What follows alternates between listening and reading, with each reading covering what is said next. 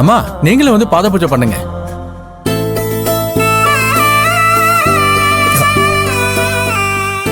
அக்கா பண்ணு.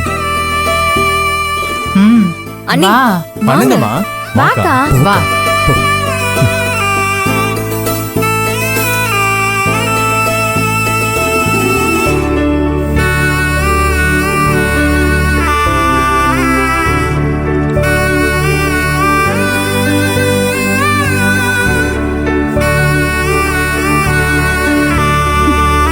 மகா பண்ணு.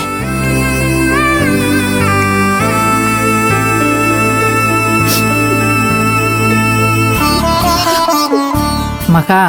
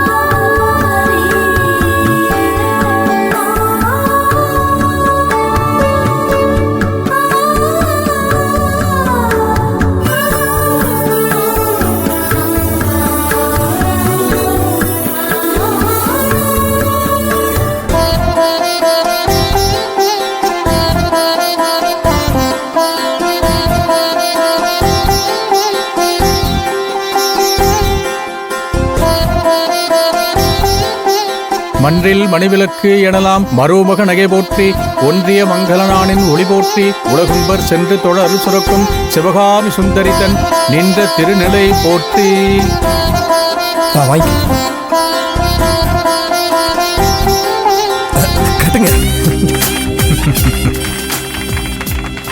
வாங்க குடம் நிறைக்கும் வள்ளல் பெரும்பசுக்கள் நீங்காத செல்வம் நிறைந்து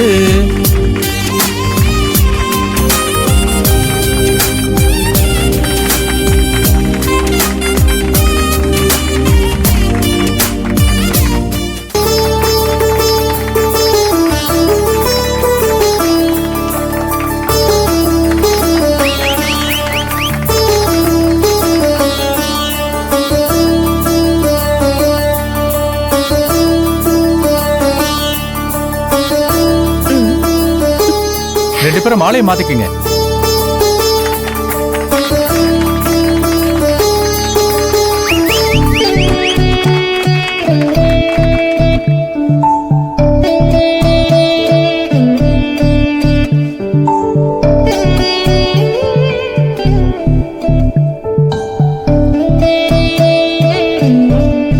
இந்தாங்க.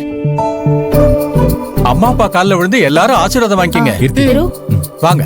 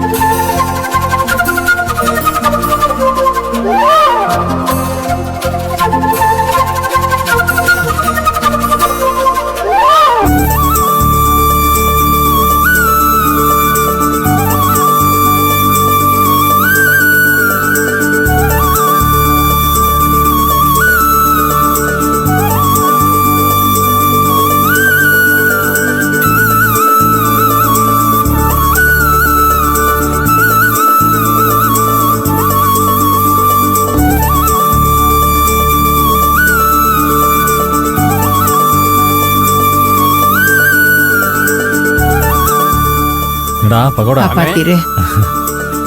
எங்க மனசு குளிர்ந்து போச்சு. பெத்த பிள்ளைங்க நீங்க எல்லாரும் முன்னாடி நின்னு நல்லபடியா நடத்தி வச்சிட்டீங்க. உங்களை பிள்ளைங்களா பெத்ததுக்கு நாங்க தான் புண்ணியம் பண்ணிருக்கணும். அம்மா, இது பெத்தவங்களுக்கு பசங்க தவறாம செய்ய வேண்டிய கடமை. நாங்க தான் கொடுத்து வச்சிருக்கணும். ஆமாம்மா, உங்க வகுத்துல பிள்ளையா பிறந்ததுக்கு நாங்க தான் புண்ணியம் பண்ணியிருக்கணும். அக்கா, அண்ணன், தம்பி, தங்கச்சின்னு நாங்க வாழும்போதே சொர்க்கத்தை காட்டிட்டீங்க. ஆமா அத்தை, பெத்தவங்களை சந்தோஷப்படுத்துற பாக்கியத்தை விட எங்களுக்கு வேற என்ன அத்தை இருக்க போகுது? பெத்தவங்களுக்கு 60ஆம் கல்யாணம் பண்ணி வைக்கிற பாக்கியம் எத்தனை கோவில் குளம் ஏறி இறங்கினாலும் நமக்கு அது கிடைக்கவே கிடைக்காது. நீ எங்க குடும்பத்துக்கு மருமகளா வந்தது நாங்க செஞ்ச பெரும் புண்ணியம்.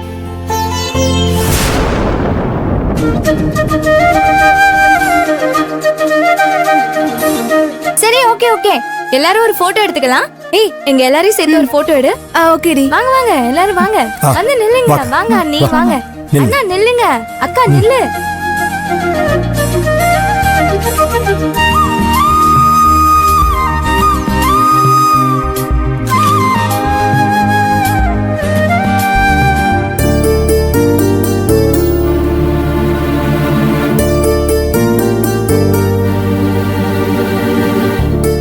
இந்தாங்க, காஃபி எடுத்துக்கோங்க.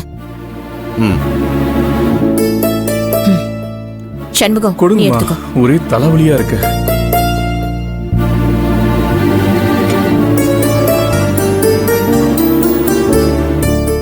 என்னங்க, ஏன் ஒரு மாதிரியா இருக்கீங்க? நாம ஏதோ தப்பு பண்ணிட்டோமோன்னு தோணுது. நீங்க எதை மனசுல வச்சுட்டு பேசுறீங்கன்னு புரியுது.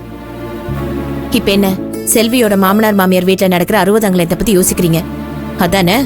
பெரிய மனுஷன், வயசுல மூத்தவங்க, நம்மள மதிச்சு குடும்பத்தோட நம்ம வீட்டு வாசப்படி ஏறி வந்து மன்னிச்சுக்கோங்கன்னு கேட்டதுக்கு அப்புறமும் அவங்கள அவமானப்படுத்தி அனுப்புனது என் மனசுக்கு சரியில்லை.